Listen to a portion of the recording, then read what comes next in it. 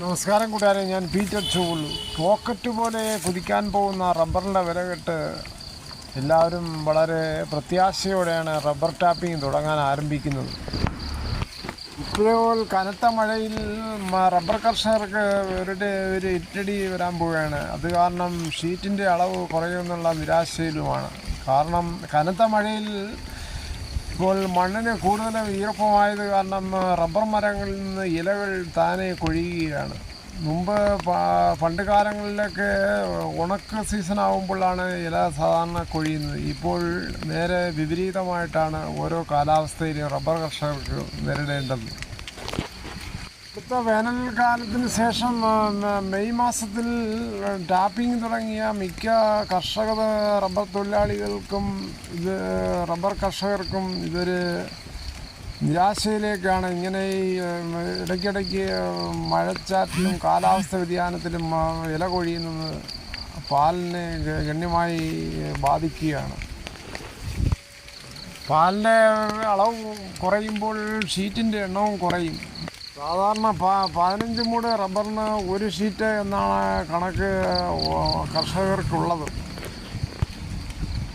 തോട്ടങ്ങളിലെ പോച്ചകളെല്ലാം വെട്ടി വളമൊക്കെ ഇട്ട് അങ്ങനെ നിൽക്കുമ്പോഴാണ് ഈ ശക്തമായ മഴ നിൽക്കുന്നത്. വളങ്ങൾ, അതായത് കോഴിവളമൊക്കെ ഇട്ടുകൊടുത്ത് അല്ലെങ്കിൽ ചാണകപ്പൊടിയൊക്കെ ഇട്ടുകൊടുത്തതിന് ശേഷം 300-250 ഗ്രാം മിക്സഡ് രാസവളങ്ങളൊക്കെ ഇട്ട് കൊടുത്തതിന് ശേഷം നല്ല രീതിയിൽ ടാപ്പിംഗ് നടത്താമെന്ന പ്രതീക്ഷയിലായിരുന്നു കർഷകർ. എന്നാലാണ് ഈ കാലാവസ്ഥ വ്യതിയാനം വന്നത്. മഴ പെയ്തതോടുകൂടി കൂട്ടത്തോടെ ഇപ്പോൾ ഇല പൊഴിയാൻ നിൽക്കുകയാണ് മരങ്ങൾ. ഇങ്ങനെ മഴ പെയ്യുമ്പോൾ ടാപ്പ് ചെയ്ത മരങ്ങളെല്ലാം കുമിൾനാശിനി ഉപയോഗിക്കുകയോ അല്ലെങ്കിൽ റബ്ബർ കോട്ട് ഉപയോഗിച്ച് നല്ല രീതിയിൽ കവർ ചെയ്യാൻ തക്ക രീതിയിൽ നിർത്തണം. അല്ലെങ്കിൽ കൂടി പട്ടമരവിന് കാരണമാകും. കവറിട്ട മരങ്ങൾ വേണ്ട രീതിയിൽ കുമിൾനാശിനി ഉപയോഗിക്കുകയോ റബ്ബർ കോട്ട് വെച്ച് ഉപയോഗിക്കുകയോ ചെയ്തില്ലെങ്കിൽ വൃക്ഷമായ മരം തന്നെ പിന്നെ ടാപ്പ് ഇരിക്കാനുള്ള സാഹചര്യവും ഉണ്ടാവും. അങ്ങനെ എന്തെങ്കിലും സംശയം തോന്നുമ്പോൾ അടുത്തുള്ള റബ്ബർ ബോർഡുമായിട്ട് കോൺടാക്റ്റ് ചെയ്ത് കാര്യങ്ങൾ ചെയ്യണമെന്നാണ് എൻ്റെ അഭിപ്രായം.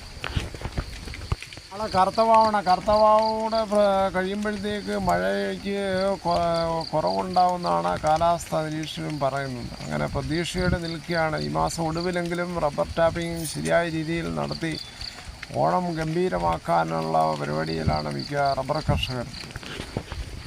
അതിന് റബ്ബർ കർഷകരുടെയും ടാപ്പിംഗ് തൊഴിലാളികളുടെയും ആഗ്രഹങ്ങൾ സഫലമാകട്ടെ എന്ന് നമുക്ക് ആശംസിക്കുക. ഇതോടുകൂടി ഈ വീഡിയോ പൂർണ്ണമാകും. ഇത്രയും സമയം ക്ഷമയോടെ കേട്ട് നിങ്ങൾക്ക് വളരെയധികം നന്ദി. ഇഷ്ടമായെങ്കിൽ ഒരു ലൈക്കും ഒപ്പം വിലയേറിയ കമൻസുകളും രേഖപ്പെടുത്തുക.